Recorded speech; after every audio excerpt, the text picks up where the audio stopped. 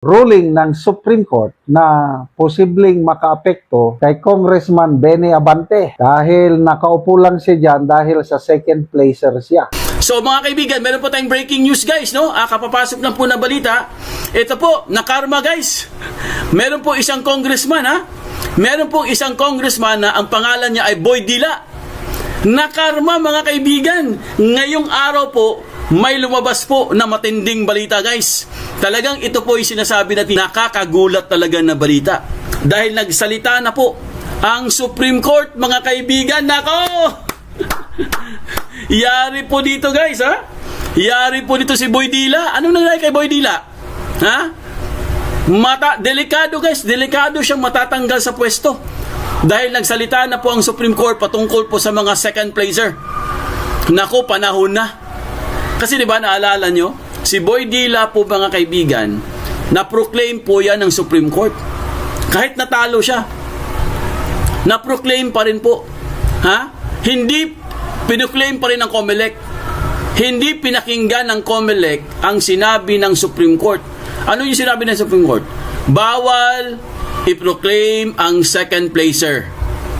O, di ba? Pero anong ginawa ng COMELEC? Pinuklaim pa rin siya. Ginawa pa rin siyang congressman. Ibinalik pa rin siya sa pwesto mga kaibigan kahit hindi po pwede yun.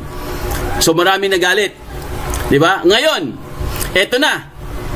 Nagsalita na po ang Supreme Court mga kaibigan at nagbigay na po sila ng finality. Okay? Finality na po ito guys. Ibig sabihin, hindi na po ito pwedeng suwayin. Kailangan na pong sundin ito guys. Delikado na po si Boy Dila na matanggal sa pwesto. Nako! Bawal na ang second placer. Oh, ayan ha. Magandang balita yan. Sa bagay, panahon na talaga eh. Sa totoo lang ha, dapat naman talaga hindi siya na-proclaim dyan eh. Sinadya nila yan eh. Dahil mayroon pong flood control mga kaibigan sa may distrito nila guys na pinoprotektahan po nitong Boy Dila na to, di ba? Maraming distrito yan eh. Nagsimula po kay Chihuahua yan eh, na kailangan po nila protektahan yung distrito na yun kasi nga meron pong nakalaan na flood control dyan. Bilyones po guys, bilyones. Pero ano pong nangyari sa Metro Manila? Konting ulan lang, baha agad. So panahon na kailangan na talaga matanggal siya sa pwesto para maumpisahan na po ang pag-iimbestiga sa kanya. Kasi ngayon hindi siya magalaw-galaw eh. Hindi siya tingnan mo, wala nga siyang investigation doon sa flood control niya. 'Di ba? Ang dami-dami pa niyang mga sinasabi. Pero ngayon, sana po mga kaibigan ay tuloy-tuloy na po ito. Na tuluyan na po siyang sibakin sa pwesto. Handa na ba kayo sa mga pasabog at mga revelasyon? Eto na! Boy Dila! Anong nangyari sa'yo? Mukhang tinamaan ka, ha? Mukhang tinamaan po si Boy Dila, mga kaibigan. Ito na siguro sinasabi nilang karma, no? Totoo nga siguro talaga, guys, no? Na nakakarma na po sila. Unti-unti na po nilang nararamdaman, mga kaibigan, ang gaba. Kasi sabi ni Vice President Sara Duterte, ang gaba, di magsaba. Okay. Pag-usapan muna natin si Boy Dila, no? Itong breaking news. Ito, ano lang po natin, guys, lakihan lang po natin. Basahin niyo po sa inyong screen. Breaking news, second placer, Pastor Abante, posibleng ma-question matapos ang Supreme Court ruling. Nako, yari ka dito Boy Dila, magdasal ka na, magbalot-balot ka na.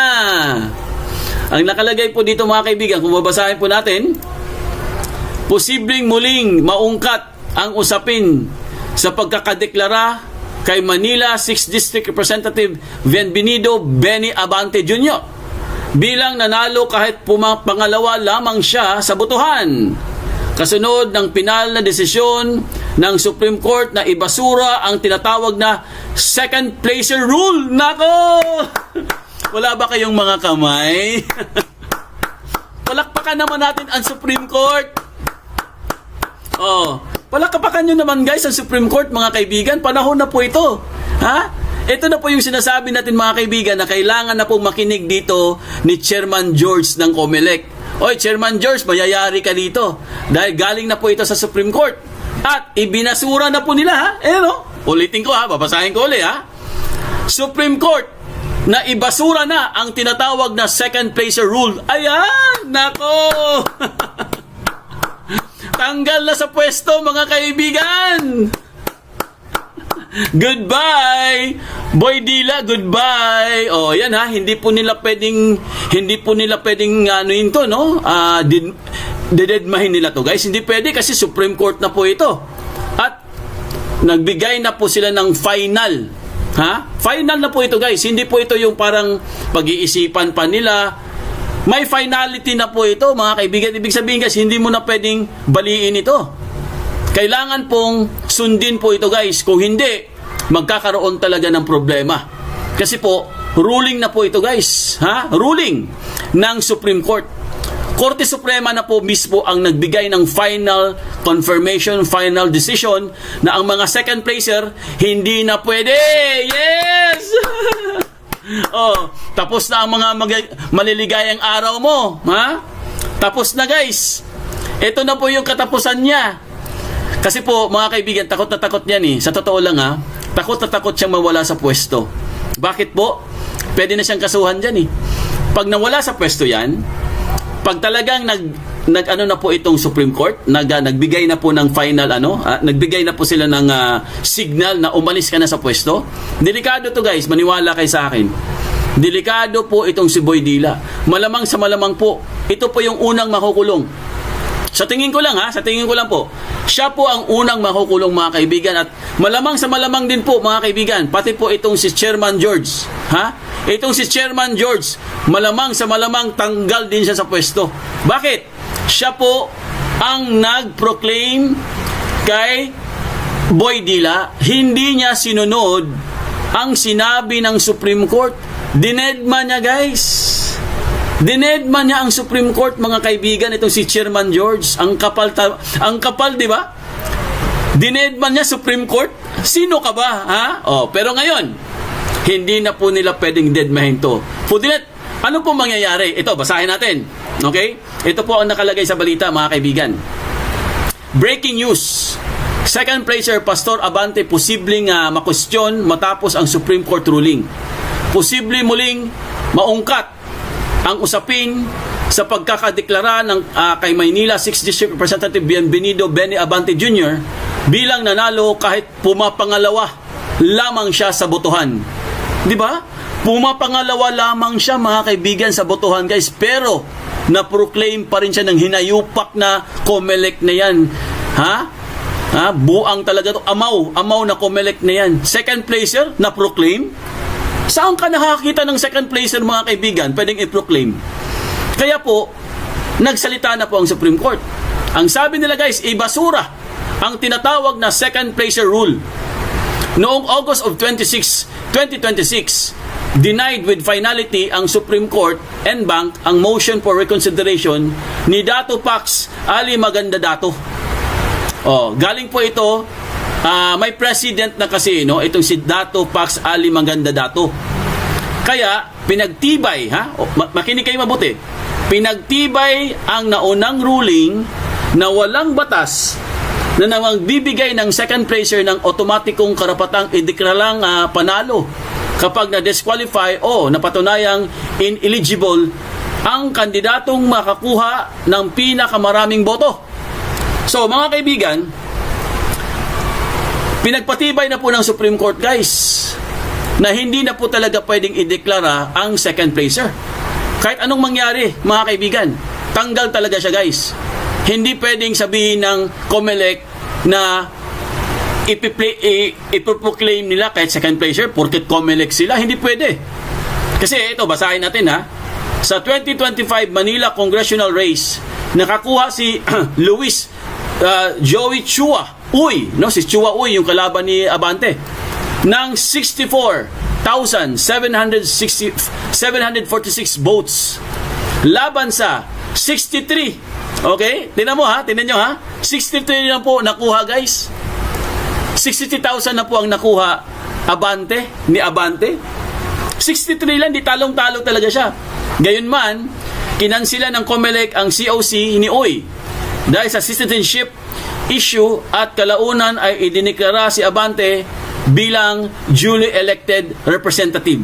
Dahil dito, maaari muling mapag-usapan ang sitwasyon ni Abante kasunod ng desisyon ng korte laban sa second placer rule. Ibig sabihin guys, ito na po yung sinasabi nilang karma is real. Ayan po. Diba? Ito na yung sinasabi nila guys, na malamang sa malamang po, mayayari na po dito si Boy Dila. Kaya, magbalot-balot ka na! Yes! Magbalot-balot ka na, Boy Dila. Panahon na! Panahon na para magsaya! Wala na talaga guys, hindi na po talaga siya makakaahon dito. Kasi Supreme Court na po ito eh. Pag hindi pa po ito sinunod ng Supreme Court, pag hindi pa po ito sinunod ng COMELEC, itong decision po, final decision ng COMELEC guys, matatanggal talaga yan si Chairman. Chairman, kami po'y nananawagan sa iyo. Kailangan pong sundin mo na ang Supreme Court. Kailangan sa Lunes, sabihin mo na kay Boy Dila, hoy Boy Dila, magbalot-balot ka na. Oo, kasi tanggal ka na sa pwesto. Yeah! Oh, abante. Atras abante. Ano mga kaibigan? Ano po ang inyong magiging komento dito at reaction po? Magpasalamat po tayo guys, no? Magpasalamat po tayo sa Supreme Court. Kasi hindi naman po palagi na lang pong kumikiling ang Supreme Court doon sa mga walang kwenta. At least guys, ngayon napatunayan po natin mga kaibigan na may konting pag-asa pa po tayo. May konting pag-asa pa po tayo mga kaibigan sa Supreme Court. Dahil ito pong desisyon, itong ruling na to mga kaibigan, ay nabigyan po ng hustisya guys. Di ba? Nabigyan po ng hustisya ang kabalastugan na ginawa po ng COMELEC. Kasi bawal naman talaga yan eh. Di ba? Kaya nga binatikos yan eh. Kasi hindi naman talaga pwede yan. Ngayon mga kaibigan, pakinggan po natin sa balita guys para makompleto lang po yung context natin ha. I-play lang po natin para lang po marinig nyo yung balita. Okay? Pinagtibay ng Korte Suprema ang kanselasyon ng Certificate of Candidacy ni Dato Pax Ali Magunda Datu na tumakbo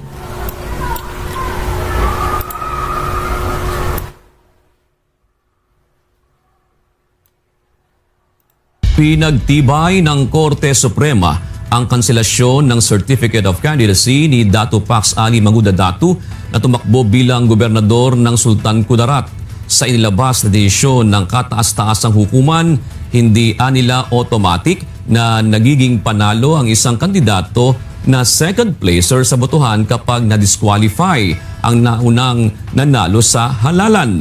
Ayon sa SC, wala na anilang batas na nagpapahintulot sa second place rule, sa halip ay rules of succession na ang susundin kapag nagkaroon ng permanent vacancy sa lokal na posisyon.